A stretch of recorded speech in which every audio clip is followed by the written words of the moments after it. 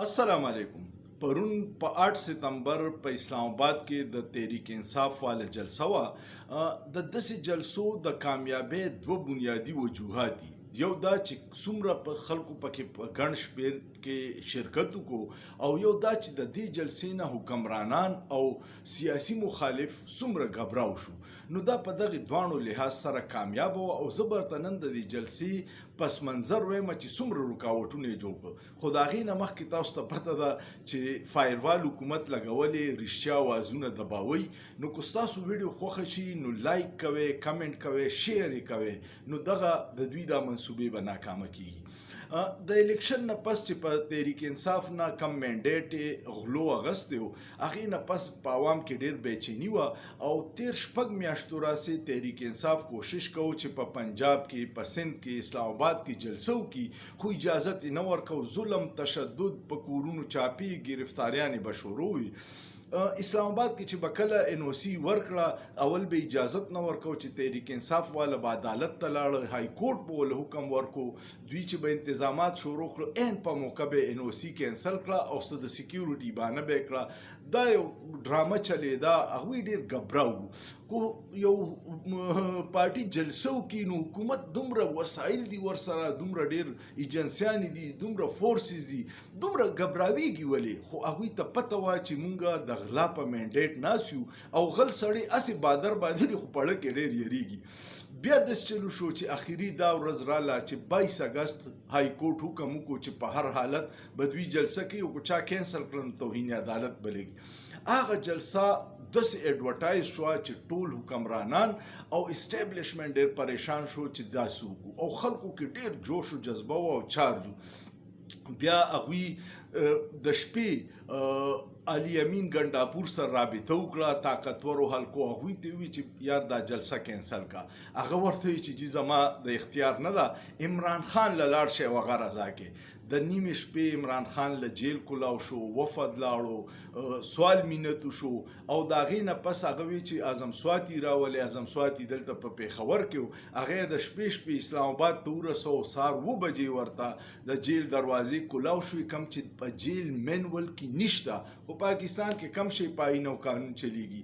او عمران خان ورته دا وی چې دا مؤخري ځل دی، کو بیا مو سره رکاوټ جوړ کړو نو ښه بني. او په حق کې ورځې والا د 8 ستمبر د جلسې NOC طاقتورو خلکو ورکړې وه، ځکه د حکومت اوس نشوه کینسل کولی. په هغه جلسه چې کینسل شوه، عوام ډېر مایوسه شو، ډېر په قیادت باندې چې کم بهارو خلکو ورکرانو شدید تنقید کو. په سوشل میډیا دوی ته ګیدړان وي او ډېر زیات تنقید یې پې کو. هغه شی ډېر تحریک انصاف دپاره خطرناکه وه. که چېرې خلک بغیر د لیډر نه راوځي نو بیا د هغې ډېر نقصانات دي. بیا چې دا 8 ستمبر جلسه وه، نو د دې اهمیت په دې و چې حکومت ډېره پروپیګنډه کړې وه چې د تحریک انصاف له څوک نه راځي، دوی یریږي، جلسه نشي کولی. هغه شي بیا مایوسۍ دپاره کوششونه هم کول، خو خلک راووتو او په ډېر ګڼ شمېر کې راووتو. د دې نه مخکې حکومت څه ډرامې کولې. اول یې وله ګوره په اسلام آباد کې ځای ورنکړو. اسلام آباد کې F9 پارک دی، ډي چوک دی، بیا خلک ترنول کوي. دوی له دا ټول ورنکړو، سنګجاني دی کړه. سنګجاني د اسلام آباد نه ډېر بهر دی. بیا یې دا چلو کو چې سنګجاني کې یو لسته کاناله ځای و، اول یې ورته هغه ورکو. هغه چې ورکو DC چې وکتل چې کو دا لسته کاناله ځای کې خلک رال ډک شو، اخو به جلسه په ویډیوز کې ډېره غټه ښکاري. نو بیا یې وله ځای عین په موقع بدل کو، یو 3.5 کاناله ځای وله ورکو، وی چې دل دوی نشي ډکولی، راشه په شرمونو به وشرمیږي. قدرت ته ګوره چې هغه 3.5 کاناله ځای هم داسې ډک شو چې لارې کوڅې هم ورسره ډکوي.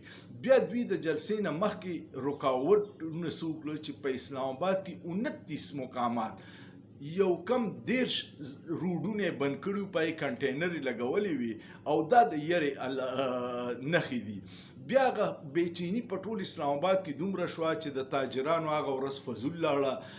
والدین غبراو شو. ډېرو سکولونو په هغې پینیک کې نن د چوټۍ اعلان وکړو. اسلام آباد کې ډېر سکولونه بند دي ځکه چې کنټینر یې لګېدلي، هغوی ته پته نشته. حکومت دومره پروپیګنډه کوي چې څه به وشي.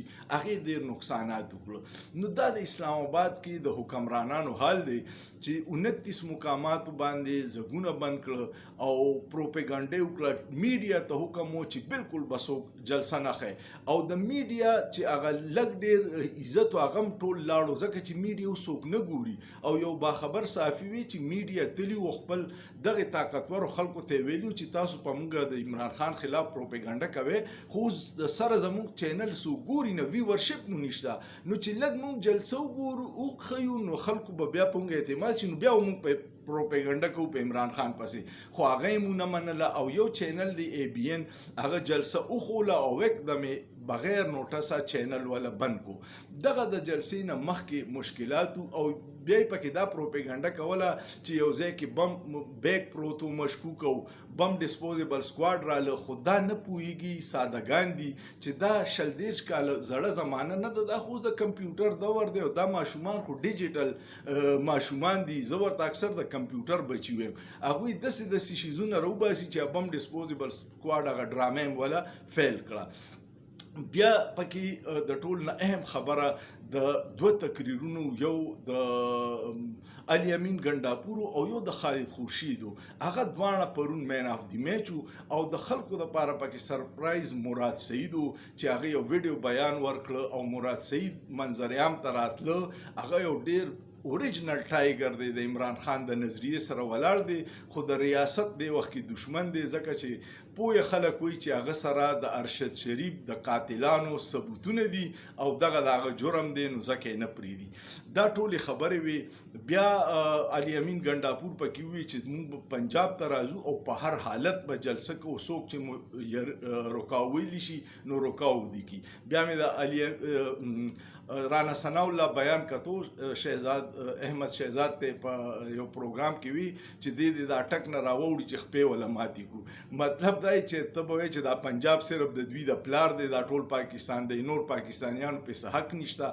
هر پاکستانی ته د پاکستان په هر ګوټ کې د جلسې د جلوس اجازت دی او د تلو اجازت دی. دا خلک چې داسې اقدامات کوي دا صوبایت پیلاوي دا په صوبو کې نفرتونه کوي چې پښتون به په پنجاب کې جلسه نشي کولی نو دا وفاق ته نقصان رسي او دا د مسلم لیگ نون دغه دی تاریخ دی چې هغوی همیشه د وفاق په بنیادونو حمله کړې.